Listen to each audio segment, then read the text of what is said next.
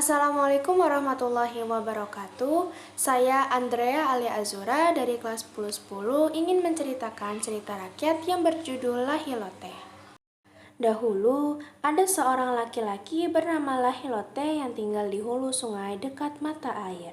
Pekerjaannya sehari-harinya ialah mencari rotan di hutan. Pada suatu hari, tanpa disangka-sangka, ia melihat 7 bidadari yang sedang mandi di sungai. Canda tawa terdengar dari kejauhan.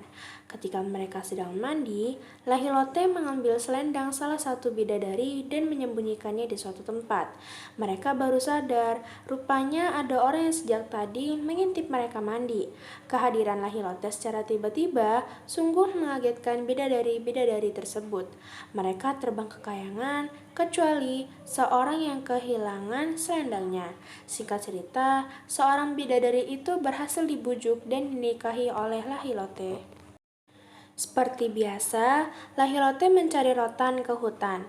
Ketika sedang membersihkan rumah, tanpa disengaja, istri Lahilote menemukan selendangnya yang hilang dalam tabung bambu. Ia senang sekali karena selendangnya telah ditemukan. Saat itu juga, ia terbang ke tempat asalnya yaitu kayangan.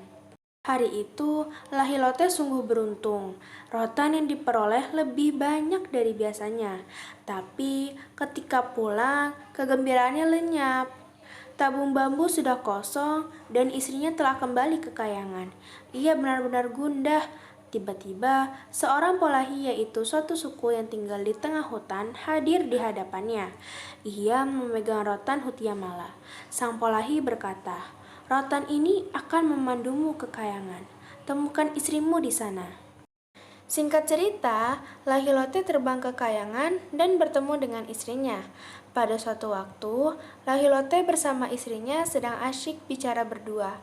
Lahilote tidur di pangkuan sang istri, sementara itu istrinya sibuk mencari kutu di kepala Lahilote. Ia terkejut melihat uban yang ada di kepala suaminya. Ia ingat, seseorang yang beruban tidak boleh ada di kayangan. Lahilote menanyakan apa alasannya. Istrinya menjawab, "Apalah arti sebuah cinta kalau Tuhan sudah beruban? Apalah artinya sebuah kayangan kalau Tuhan tinggal bayangan?" Lahilote tidak menyangka akibatnya sungguh berat. Lalu, ia turun ke bumi menggunakan sebilah papan. Lahilote bersumpah, "Sampai senja umurku nanti, berbatas pantai Pohe berujung kain kafan, di sana telapak kakiku akan terpatri sepanjang zaman." Batu berbentuk telapak kaki itu dapat ditemukan di pantai Pohe, Gorontalo. Menurut kepercayaan setempat, batu itu adalah telapak kaki Lahilote yang terbuang dari kayangan. Sekian dari cerita yang saya sampaikan. Kurang lebihnya mohon maaf. Terima kasih. Wassalamualaikum warahmatullahi wabarakatuh.